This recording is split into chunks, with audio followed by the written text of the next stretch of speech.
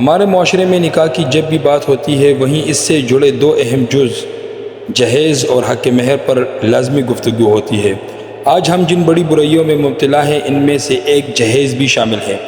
جہیز دراصل وہ سامان ہے جو ایک لڑکی نکاح کے بعد اپنے ساتھ لے کر جاتی ہے۔ بعض اوقات لڑکی کے والدین اپنی توفیق کے مطابق اور زیادہ تر توفیق سے بڑھ کر ہی جہیز کے نام پر ساز و سامان لڑکی کے ساتھ رخصت کرتے ہیں، کیونکہ معاشرے میں یہ نکاح کے لیے لازمی جز بن چکا ہے۔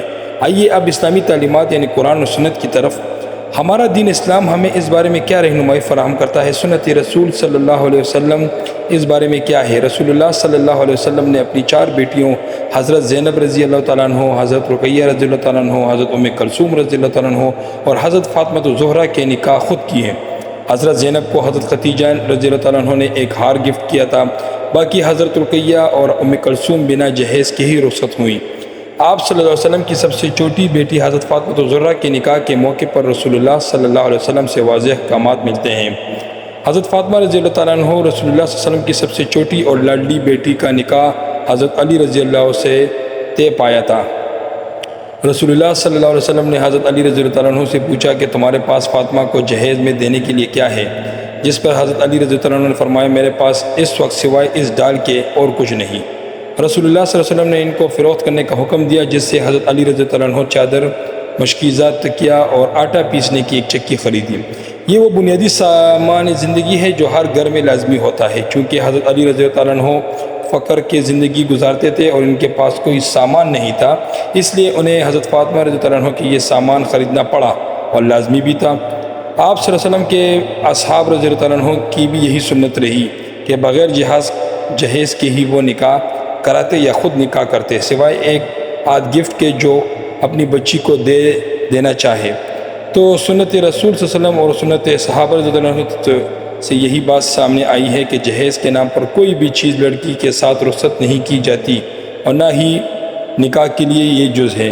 اب آئیے حق مہر کی طرف۔ شریعت میں حق مہر نکاح کے لیے جز لازم ہے۔ حق مہر سے مراد وہ رقم یا جائیداد ہے جو شوہر نکاح کے وقت عورت کے نام کرتا ہے، جس پر سوائے عورت کے کسی اور کو تصرف حاصل نہیں۔ شریعت میں کم سے کم حق مہر 10 درہم اور زیادہ کا تعین نہیں کیا گیا۔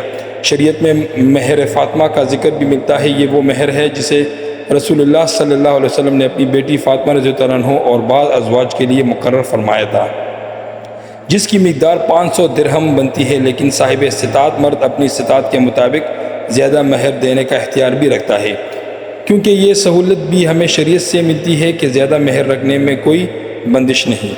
ثابت ہوا کہ نکاح کے وقت شریعت میں جہیز کے نام پر کوئی چیز بھی لڑکی کے والدین پر فرض نہیں جس کی توقع بھی رکھی جائے، سوائے اتنا جتنا وہ اپنی بیٹی کو خوشی سے گفٹ کرنا چاہے، اور حق مہر لازم ہے۔ اب آئیے اسلامی جمہوریہ پاکستان کی طرف، جہاں پر ہم مسلمان جب نکاح کرتے ہیں تو حق مہر میں شرعی حق مہر کو لازم قرار دیا جاتا ہے، جس کی رقم چند ہزار سے زیادہ نہیں ہوتی۔ یعنی اس بات کا پورا خیال رکھا جاتا ہے کہ حق مہر کی رقم شریعت کے مطابق چند ہزار سے آگے نہ بڑھ پائے، اور اگر لڑکی والوں کی طرف سے حق مہر کی رقم زیادہ رکھی جاتی ہے جس کی شریعت میں اجازت ہے تو یہ 100% ممکن ہے کہ بارات نکاح کے بغیر ہی واپس چلی جائے گی۔ اور جب بات جہیز کی آتی ہے تو یہاں پر شریعت کہیں نظر نہیں آتی، کوئی شرعی جہیز کا مطالبہ نہیں کرتا۔ مرد ایک ہی کانٹریکٹ یعنی نکاح کی 2 شقوں میں ہم کس قدر منافقت اور خیانت سے کام لیتے ہیں۔ مہر کی ادائیگی کم سے کم شریعت کی روح سے، اور جہیز کا مطالبہ زیادہ سے زیادہ جس کا شریعت میں بالکل ہی حکم نہیں۔ آج ہمارے معاشرے میں بے شمار لڑکیوں کا نکاح اسی وجہ سے نہیں ہوتا کہ ان کے والدین اپنی اوقات سے بڑھ کر ان کو جہیز نہیں دے سکتے۔ دوسری پارٹی یعنی لڑکے والوں کی طرف سے اس بات کا ہمیشہ یہی رد عمل آتا ہے کہ ہم کون سا ڈیمانڈ کرتے ہیں۔ یہ ڈیمانڈ ہی ہے کہ ہر لڑکی کے والدین کو پتہ ہے کہ بنا جہیز کی ان لڑکی کی رخصت نہیں ہوگی، کیونکہ اکثر اوقات ہمارے رویے ہی ہماری زبان کی ترجمانی کرتے ہیں۔ ہم لوگ زندگی کے ہر میدان میں بے جا رسم و رواج کے پابند ہیں۔ اگر بغور دیکھا جائے تو اسلام ہمیں عملی زندگی سے کب کا نکل چکا ہے جس کا ہمیں اندازہ ہی نہیں۔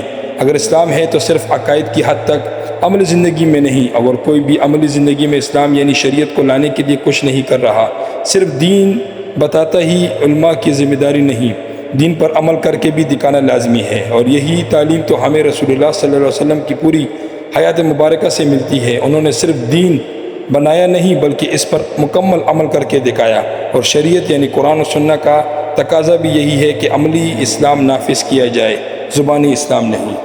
اگر ابھی تک آپ نے میرا چینل سبسکرائب نہیں کیا تو میرا چینل سبسکرائب کریں اور گھنٹی کے نشان کو کلک کرنا نہ بھولیں تاکہ آپ آئندہ بھی میرے چینل پر معلومات پر مبنی دلچسپ بلاگز، پروگرامز اور ویڈیوز ملاحظہ کر سکیں۔ شکریہ۔